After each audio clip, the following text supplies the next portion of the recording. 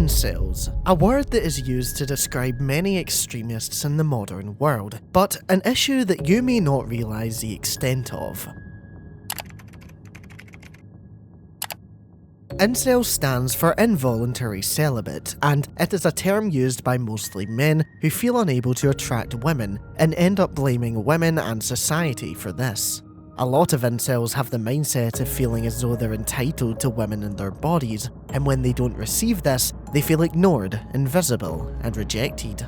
With incel culture, it actually began in the 1990s. The first ever incel website was created by a woman. It was called Alana's Involuntary Celibacy Project. And back then, it was kind of forums where people would meet to discuss shyness or challenges that they saw with dating, things that they felt a bit insecure and worried about. The whole focus was meant to be strength in numbers.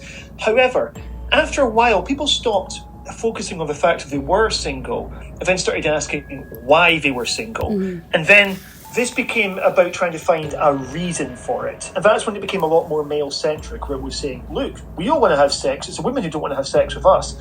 And they started using kind of evolutionary theories to try and explain all this. It became a lot more misogynistic. It became a lot more deterministic as well, where gradually incel culture emerged from the idea of saying, it's futile even trying. I mean, it's worth mentioning as well that in the early 90s, you got the rise of pickup artistry as well. So, guys going, here's how you get game, here's how you impress women, you say this line and this line, or you work out this many times a week. And there's a lot of incels began life as pickup artists. They tried gaming the system. They tried to they tried to see, can I make this work in my favour? But when the advice ultimately fell flat, because it was just a lot of nonsense, then they felt, well, if other people can make this work and I can't, there must be something fundamentally wrong with me. Incel is it just stands for involuntary celibate, and it is a group of usually young, radicalised men who place themselves at the bottom of a natural hierarchy where they believe that women prevent them access to, sexual relationships. This can lead a lot of men to become radicalised.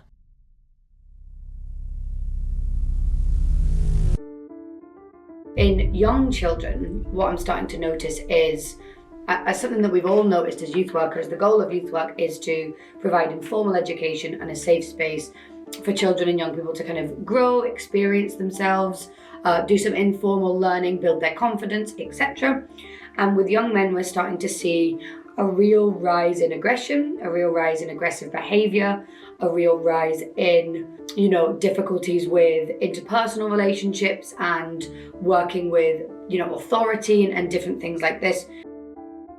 They refer to the idea of taking the red pill. It's the idea that society's all secretly run for the benefit of women. If you're a lonely guy, that sort of thing can probably be quite empowering, because it means, hey, it's nothing to do with me, or to the extent it is something to do with me, it's nothing I can change. I can't change my biology, and I can't change how society works. So I think a large part of it is, well, it does make them feel, in some ways, like life is more pointless. At the same time, it also removes the personal accountability. It allows them to be victims. It allows them to feel anger rather than sadness. And anger feels much better than sadness. There are two sides to the incel community: black-pilled and red-pilled. Black-pilled incels believe that society is dominated by women and that they will not be able to find love unless something were to change on a societal level. They think that your chances of getting a partner are essentially predetermined from birth, depending on your looks, and this gives them an overall bleaker outlook on the world. Red-pilled incels also think that the modern world is dominated by women, but they think that you can increase your charisma in order to find your match in life. One of the big differences is that some black-pilled incels are willing to turn to crime in order to make the world what they would describe as a better place. Some are willing to commit crimes, plan out incel revolutions, or even take their own lives to further the cause. And disturbingly, in a lot of these communities, not only is suicide seen as a viable option, but it is almost encouraged as some form of protest. And we can see this red flag everywhere online. From TikTok incels to forums, there are far too many examples to count. One incel, who goes by the name Black-Pilled Joker online, has a TikTok account with thousands of followers. He made his account in 2023 and shares his experiences with being an incel with others. And although he gets some backlash for his disturbing views, there is a surprising amount of support. Black-Pilled Joker, real name Isaac Holmes, has been at this for years, having amassed millions of views over his several YouTube and TikTok accounts. He has made it clear how much he hates his life because of the unrealistic expectations that modern women have for men, and because he wants a girlfriend but can't find one. His end goal is really to find love, and he has made this abundantly clear. But Isaac is far from the only example of this, as many others call the dark corners of the internet their home. One place notoriously known for hosting incels is a website called 4chan, but it is just one among a host of other forum websites. Some of these forums are even run by incels themselves, highlighting how these apparent safe spaces can quickly turn into nothing more than an echo chamber.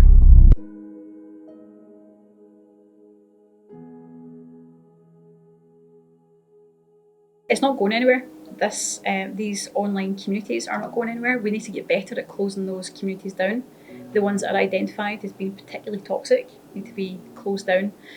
So we have to have moderators that are, being vigilant of this kind of narrative and discourse being discussed online, so they can be closed down. But ultimately, they will start other ones. So recognising that it's not going anywhere, we need to get better at educating our young. Starting with our young men, especially those that might be, socially inhibited, that might be experiencing loneliness or alienation, so that they don't go down that slippery slope. In students, I'm seeing a rise in hesitancy to take other perspectives. So I'm seeing some young men who are really staunchly in their own opinion, which sometimes is more kind of right in terms of things to do with misogynistic views and stuff like that. They're very staunchly stuck in these opinions and struggle to take others. And they're also, I've had experiences where I've struggled to reason with young male students when they've used sources like Andrew Tate or Jordan Peterson as gospel, and I've tried to challenge them in that. I understand that this is something that aligns well with you, but in our discipline and in our field, we can't rely on sources that may be biased. So, can you broaden your reading? And then I've had a bit more of a backlash of, well, they're not biased. Jordan Peterson's a scientist and Andrew Tate speaks the truth. And that is very difficult from a psychology perspective of, we are a science, so we can't be, no matter what our views are, we do need to try and be rigorous in our approach. Yeah, I think it's a scary thing to think of, and I think sadly we have seen consequences of, not that incel culture not being adequately dealt with. I think it's, no understatement to say that the consequences will be and have been deadly. There's already been a number of high-profile incidents in the UK of men killing women and being found to be part of, these online communities or posting on their own social media misogynistic views. Just last month there was the case in Leeds where the perpetrator was found to have been writing on their own Facebook about their hatred of, gender equality, feminists. I think they even talked about feminoids as well, so that language again really dehumanising women. And I think it's important to say that those are not isolated incidents, and that's been a pitfall of our approach in this country to tackling these incidents of viewing these as lone wolves of lonely men, troubled men, but as individuals and isolated incidents. And we know that's not the case, because there's hundreds of thousands of men on these online communities.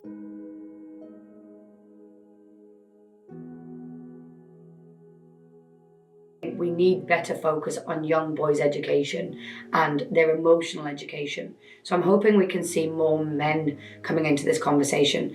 I'm hoping it can uplift the issue of incel culture and misogyny so that it can be taken more seriously in the places that it will make a difference, like the government. But I suppose most importantly, I I don't want the discussion to suddenly just move away from the victims. I think that's one of the main takeaway points that I felt with all the discussion around adolescence is, once again, we are focusing on the perpetrator and what needs to be done to help the perpetrator and create a better world for them. And yet we have once again forgotten about the victim and the victim's family. And, so we don't need a show like Adolescence to show us that hundreds of thousands of women around the world are being murdered and subjugated to misogyny because of men.